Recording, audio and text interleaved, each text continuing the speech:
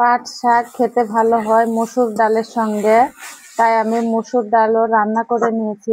তৈরি হয়ে গেছে আমার পাটের শাক সঙ্গে মসুর ডাল।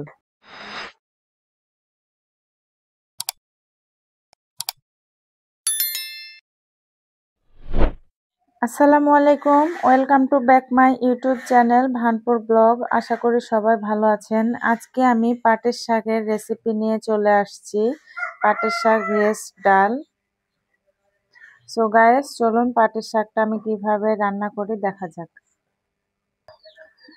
আমি কেটে নেওয়া পেঁয়াজের কুচিগুলো অল্প পরিমাণ দিয়ে দিলাম। আমি কাটা মরিচের কুচিগুলো দিয়ে দিলাম, দিয়ে অল্প আমি নেড়ে চেড়ে নেব।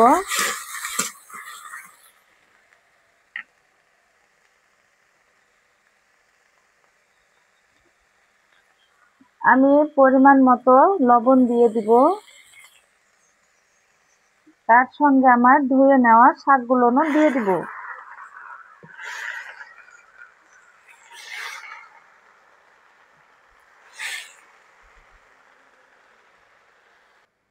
কড়াইতে শাক দেওয়ার আগে কাঁচা মরিচ কুচানো আর পেঁয়াজের কুচি যদি দিয়ে দেওয়া হয় তাহলে শাকটা দেখতেও ভালো হয় এবং খেতেও অনেক সুস্বাদু হয়। আমার কড়াইতে শাকটা দেওয়া হয়ে গেছে, আমি অল্প করে উল্টায় নিব। নেওয়ার পরে আমি ঢেকে দিব, তাহলে শাকটা ভাপে ভাপে সিদ্ধ হবে আর আউড়ে যাবে। আমার শাকটা উল্টানো হয়ে গেছে, এখন আমি এটাকে ঢেকে দিব। কারণ অন সিজনের পাটের শাক ভালোভাবে সিদ্ধ করা লাগবে।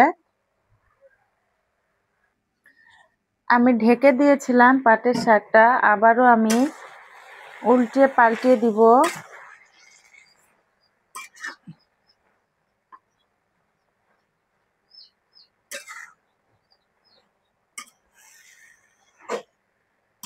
এটা ঘন ঘন নেড়ে চেড়ে দিতে হবে, না হলে পাটের শাকটা ঝরঝরে হবে না।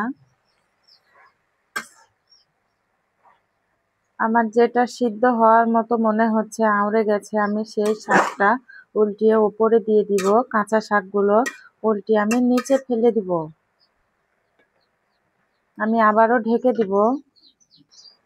আমার পাট শাকটা আউড়ে গেছে, এখন আমি এটাকে ভালোভাবে নেড়ে চেড়ে দিব আর পানিগুলো মেরে নিব।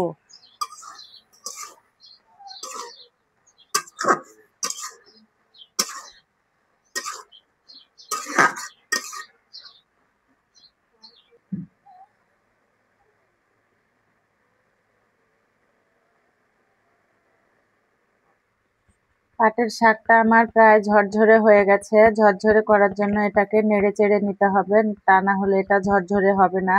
এটা জড়া পাকানো হয়ে থাকবে।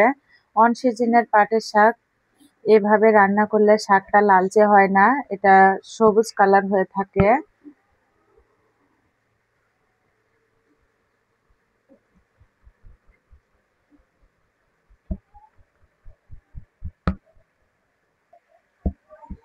আমার শাকটা প্রায় হয়ে এসেছে, এখন আমি এটাকে ঢেলে নিব, দিয়ে এটাকে আমি ফোড়ন দিয়ে তেলে ফেলবো।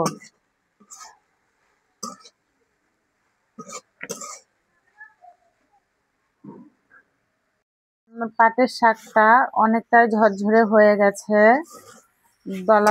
দলা পাকানো হয়নি। এখন আমি এটাকে জালিতে ঢেলে নিব।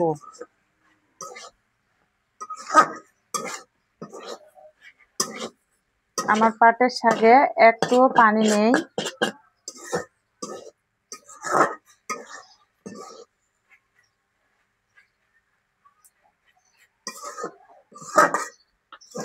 আমি কড়াইতে একটু পাটের শাকটা লাগতে দেইনি, কারণ লেগে গেলে পাটের শাক এমন একটা বস্তু যা পোড়া পোড়া গন্ধ বের হয়।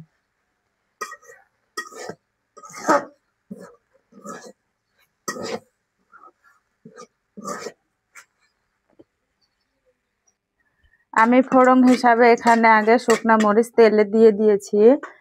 এখন আমি এখানে রসুনের কোয়া থেতো দিয়ে দিব, তার সাথে কুচানো পেঁয়াজও দিয়ে দিব। ভালোভাবে নেড়ে চেড়ে লাল করে নেব। এটা আমি ভালোভাবে ভেজে নিচ্ছি। বিভিন্ন শাকে রসুনের ফোড়নটা বেশি দিলে রসুনের যে একটা স্মেলটা বের হয় তাতে অনেক স্বাদ মনে হয়, তরকারিটা অনেক ভালো হয় খেতে।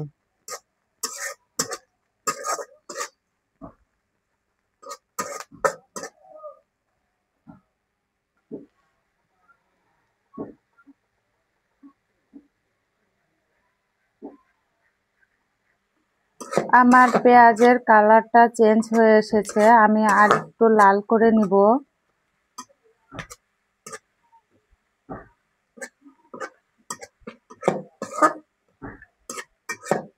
আমার রসুন পেঁয়াজ দুটো লাল হয়ে গেছে। এখন আমি শাকের ঝাঁকা থেকে শাকগুলো ছেড়ে দিব।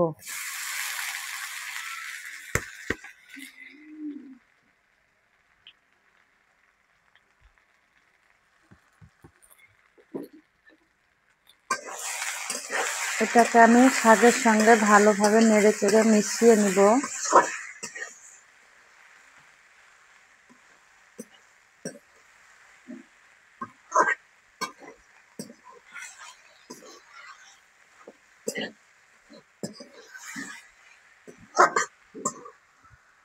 শাকটা আমি ঝাঁকায় রেখেছিলাম, তার একটাই কারণ ঝাঁকায় তল থেকেও বাতাস শাকে লাগে, এর ফলে শাকটা আপনার দলা বাঁধতে পারে না, এটা ঝরঝরে থেকে যায়। আর বলে শাকটা ঢেলে নিলে শাকটা চাপ ধরে দলা বেঁধে যেত।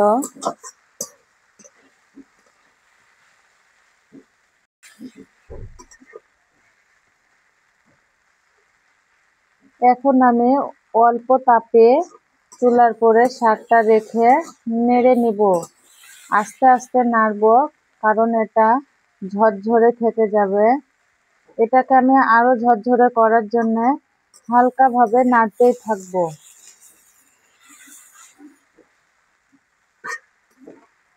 খেয়াল রাখতে হবে এটা যাতে পাতিলের তলায় লেগে না যায়। পাটের শাক পাতিলে লেগে গেলে যে পোড়া পোড়া গন্ধটা বের হয় সেটা থেকেই যায়।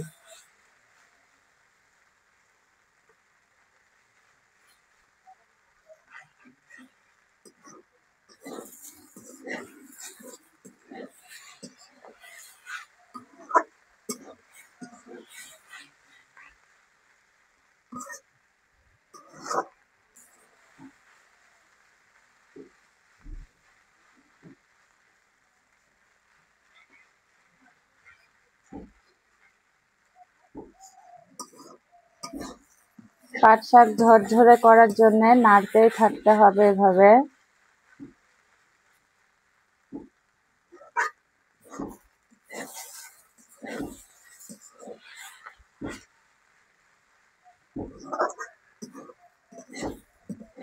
পাট শাক যত নাড়াচাড়া করা যায় তত ঝরঝরে হয়ে যায়, এটা কারোর সঙ্গে কারো দলা পাকায় না। যদি কিছু দলা থেকেও যায় সেটা ঝরে যায়।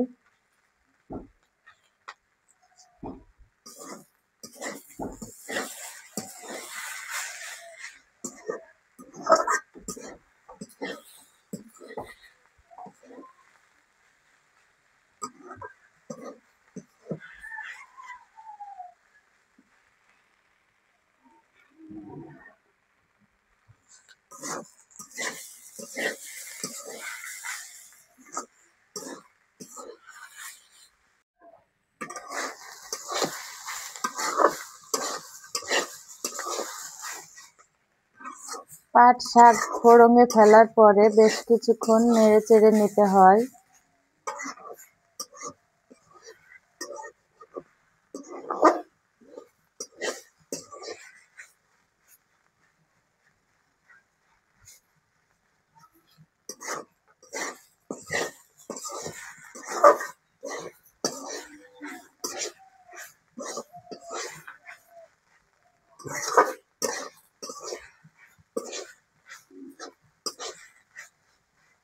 তো রান্না হয়ে গেছে আমার পাট শাক। এখন আমি তা কড়াই থেকে বলে ঢেলে নিব।